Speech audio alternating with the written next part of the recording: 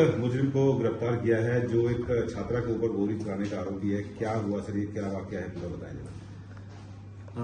3 नवंबर को शाम के वक्त एक श्याम कॉलोनी बल्लभगढ़ के अंदर एक घटनाक्रम को अंजाम दिया गया। यह एक आरोपी है जिसका नाम जितेंद्र उर्फ जोनी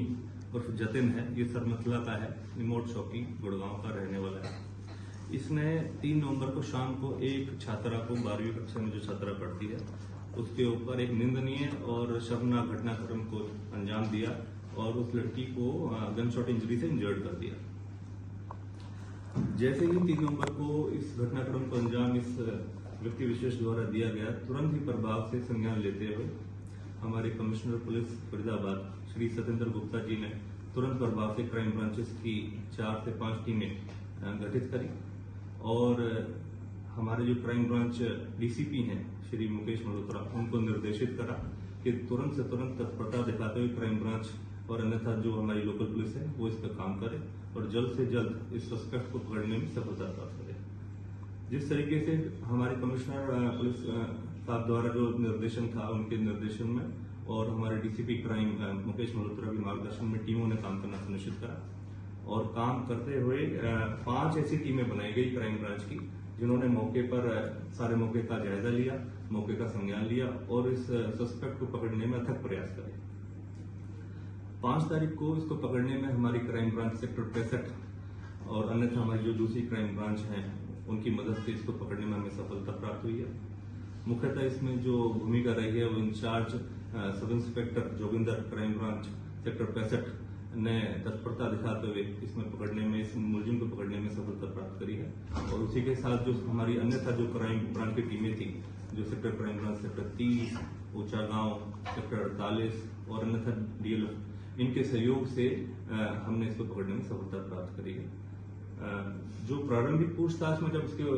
हमने पकड़ा तो प्रारंभिक पूछताछ में कुछ बातें सामने आई कि काफी समय से लड़की को चेस कर रहा था, इसके बातचीत करने के लिए और अन्यथा ऐसी काफी ऐसी एक्टिविटीज सामने आई हैं जो कि संदिग्ध थी और लड़की को तंग करने का ये प्रयास निरंतर लगातार काफी समय से करता आया था। पूछताछ में यह भी सामने आया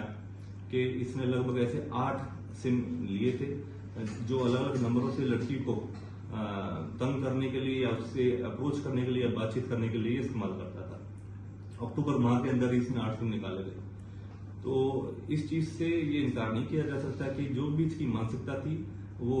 कहीं ना कहीं इसकी साइकिक ऐसी थी, जो प्रतीत होता है कि जो इसकी साइकिक थी वो किसी भी प्रकार से इस लड़की को अन्यथा और अपने आप को या किसी और व्यक्ति विशेष को दोबारा से इस तरीके से क्षति पहुंचा सकता था। तो इन सभी बातों को मद्देनजर रखते हुए, संज्ञान लेते हुए हमारे कमिश्नर पुलिस साहब ने जिस तरीके से इस मौके को संज्ञान में देखा और लिया तो तुरंत टीमों को निर्देशित किया और टीमों ने अच्छा काम करते हुए इसको पकड़ने में सफलता प्राप्त करी। जब पूछताछ में जब इसको पकड़ा गया और जो पूछताछ में बातें सामने आई तो उसने बताया जब मौके पर इसने घटनाक्रम को अंजाम दिया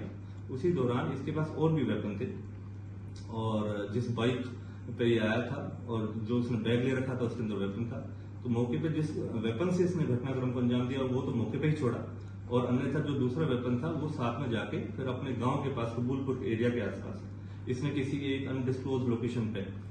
ओपनली उसको छुपा दिया। क्योंकि अनडिस्क्लोज लोकेशन थी, ओपन एरिया था, तो हमें जैसे ही इसको अरेस्ट करा, जो प्रारंभिक पूछताछ में इसकी बातें सामने आई, तुरंत ही हमारे जो इंचार्ज अपना सेक्टर 65 क्राइम ब्रांच है सब इंस्पेक्टर जोगिंदर, उन्होंने इसका संज्ञान लिया, तुरंत इसको अरेस्टिंग डाली, मेडिकल कराया और मेडिकल के बाद तुरंत प्रभाव से ही इसको इवनिंग आवर्स में, लेट इवनिंग आवर्स में इसको वहां पर मौके पे लेके गए ताकि उस वेपन का भी और वो जो बकाया कार्टेजेस हैं, जो एम्यूनिशन है, उसको भी हम बरामद कर सके। मौके पर जब वहां पर ले जाकर निशानदेही कराई गई और उस मौके पर वो जब रिकवरी करने गई तो रिकवरी के दौरान इसने वो जहां पर एक पत्थरों का ढेर था वहां पर खेतों के आसपास रोड के किनारे, तो उसी दौरान इसने वो कुछ जो एम्यूनिशन वो बरामद कराया, लेकिन जो वेपन था वो उसने किसी और दूसरी ही डिस्क्लोज लोकेशन के आसपास ही छुपा रखा था जो कि लोडेड था। जैसे ही उसने एम्यूनिशन देखा और पुलिस ने पार्टी चेक करा कि वेपन कहाँ है तो उसी दौरान इसने दूसरी जगह से वो वेपन निकाल के पुलिस पार्टी पे तुरंत फायर कर दिया। लकीली पुलिस पार्टी इंजर्ड नहीं हुई, बच गए और तत्परता से कार्रवाई करते ही इसको काबू करने की कोशिश करी। जो मौके से इसने भागने का प्रयास करा, पुलिस पार्टी के ऊपर 2 फायर करे भागते हुए, तो उसमें जो इंचार्ज जोगिंदर थे सेक्टर 65 के, उन्होंने इस मौके को संभालते हुए इसको वार्निंग फायर दिया और फिर इसको काबू करने के लिए जब एक फायर इसकी तरफ करा गया तो ये इसके पैर में गोली लगी, जहां पर ये इंजर्ड हो गया। और सभी की जानो माल की सुरक्षा देखते हुए जो हमारे इंचार्ज सेक्टर 65 है, उन्होंने अपना साहस का परिचय दिया और मौके पे ही इस आरोपी को दोबारा पकड़ने में सफलता प्राप्त करी। क्योंकि इसकी साइकिक इस तरीके की लड़की की, इसकी आरोपी की साइकिक थी, हम इनकार नहीं कर सकते थे कि ये किसी भी व्यक्ति विशेष को दोबारा क्षति पहुंचा सकता था या खुद भी अपने आप को क्षति पहुंचा सकता था। इसी संबंध में कार्रवाई करते हुए इसको मौके से पकड़ा गया, जो कि इसने निंदनीय और शर्मनाक घटनाक्रम को अंजाम दिया। एक लड़की के ऊपर सारे बाजार खुलेआम रोड के ऊपर इसने जो उसके ऊपर फायरिंग इंसिडेंट करा, जिस दौरान वो युवती जो घायल हो गई। हम एक संदेश देना चाहते हैं सभी को, जो भी व्यक्ति विशेष ऐसी एक्टिविटीज में, इस तरीके की गतिविधियों में संलिप्त होते हैं, उनके खिलाफ पुलिस सख्त से सख्त कार्रवाई अमल में लाएगी, किसी को भी नहीं बख्शा जाएगा।